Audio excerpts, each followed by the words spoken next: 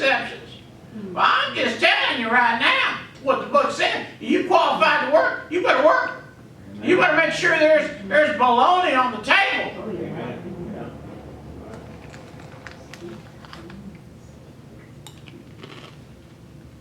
Let not a widow be taken in a number under 60 years old, having been the wife of one man, well reported of for her good works, if she had brought up children, if she had lodged strangers, if she has washed the saints' feet, if she has relieved the afflicted, if she has diligently followed every good work.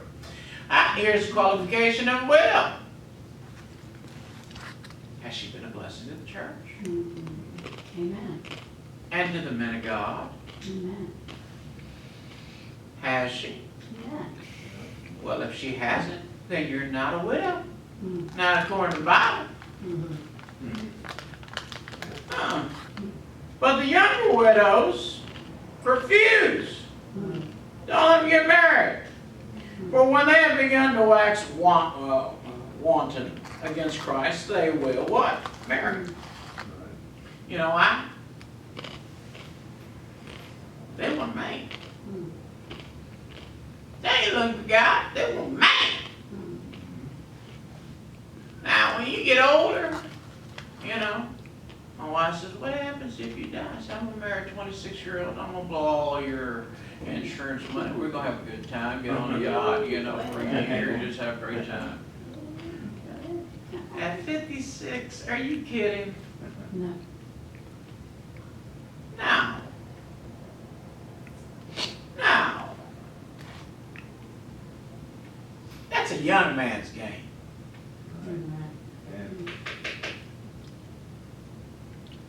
Look at the young widows. Their husbands died in battle. Their husbands died at work. All right? Let them get married again. Why? Having damnation because they cast off their first faith. The younger women are not going to hell. Damnation just means they're going to have a life full of hell. They're not going to hell, but they're going to have a life full of hell. Right. Because instead of giving their life to Christ, now that they're single, they're going to get looking for a husband. And because of that, God said, oh, I'm going to give you a man, but you ain't going to like him. Because he going to give you all kind of hell, man. He going to give you a hell where you going to say, I have been damned. That's the kind of man you going to get. But he looks so cute. He looks so innocent. He looks like he would take care of me. Then he tells them, and withal they learn to be idle. What does idle mean? That means you got it in neutral and you ain't going nowhere. Your motor's going. But you ain't going nowhere. Wandering about from house to house. What do they do? What do these people do? Because they got so much time? Wonder. Oh, let's go check on so-and-so. Are they going out there trying to win them for Christ? No. They're just out there gossiping. They're just out there trying to have a good time. They're wanderers. I see them all the time. People wander from one church to another church, to another church, to another church. Well, you know, I really don't like that church. Good. You ain't supposed to like the church. If the preaching affects you, where it's going, ow! You're in a good church. If it don't ever make you go, ow! You're not in a good church. They go in the house. Not only idle, going nowhere.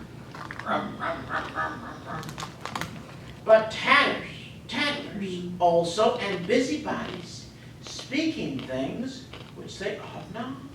What are they doing? Did you hear about so-and-so? Let me tell you about so-and-so, man. You know, I heard he was a Christian, but he made sure he was a Christian. Did you hear about our neighbor over here? Did you hear about so-and-so? She's out there messing around, going to bars. I mean busybodies. Busybodies.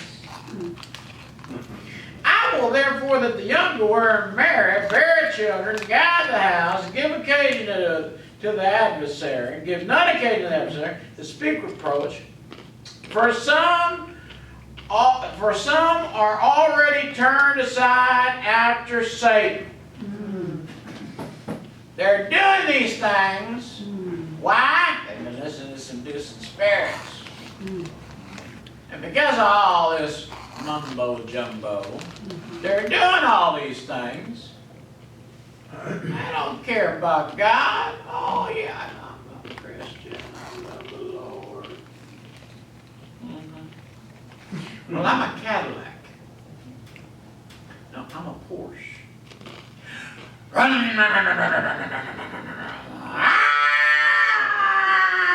you see me fly by? Did you?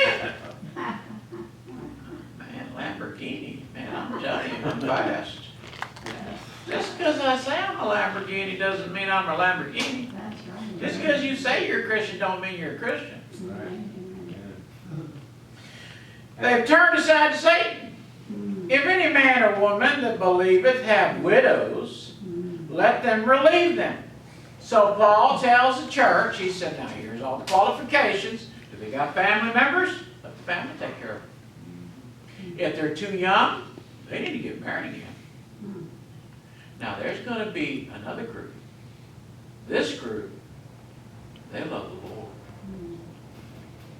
They're there in church. They're praying. They're winning souls to Christ. They're weeping over their family and friends and their neighbors. He said, ain't got nobody to take care of them. We, the church, will take care of them. You know how many people beg, come over here. I'd like to, can you give me some money that I got to pay my light bill? And show up, he's smoking a cigarette. He's got, this kid there with diapers. I said, yeah. I said, did you get rid of them cigarettes and can I go back to cloth diapers? Save a little money. Maybe I help you then. Till then, bye. I'm such a mean guy. Mean. You gonna spend money on cigarettes instead of paying your light bill? Are you crazy? But the widows, she ain't gonna. We're gonna help her. Amen. Amen. We're gonna make sure she got groceries. We're gonna make sure she's taken care of. Amen. You know what? She's been such a blessing to the church for all these years. We've seen her. We've seen her life. And because of her life, we're willing to pay our respects and honor and our money and give to her because she deserves it. Amen. But a busybody, you ain't getting a nickel from me. Let the elders that rule well be counted worthy of double honor, especially who labor in the word and doctrine. That'd be me. Double honor. For the scripture saith, thou shalt not muzzle the ox that treadeth out the corn, and the laborer is worthy of his reward. You say, what does that mean? That's why pastors get paid. Most of them do. I don't, but I mean most of them do. When I was in Conroe, I finally started getting paid. You know how much you got paid? Good guess.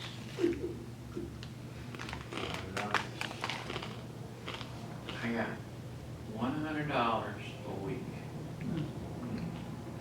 and it went to my savings, to my retirement account. Praise God. Amen. It's money. And sometimes they couldn't even afford to pay it. Against the elder received not an accusation, but before 2 or 3 witnesses. Before you start accusing somebody of doing something, That's you right. better have you some witnesses. Amen. Amen. Amen. Amen. Trust me. Before I accuse an elder, I got guys standing in line saying, "Oh yeah, yeah. He made me do this. He made me do that. He told it. Oh yeah. Amen. I ain't taking your word for it. I need 2. I need a couple guys that's going to verify it. Your wife was there. Your husband was there.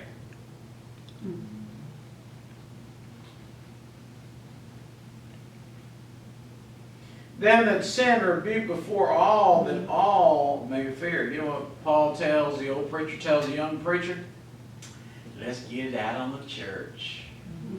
Because we're going to scare the hell out of all the church members. We're going to scare. Don't be putting your hand in nobody else's purse. Don't be putting your hand on nobody else's man. We're going to reveal it. And the old timers would call you out by name. George, I tell you, they'd call you out by name. They'd say, "George, why are you treating your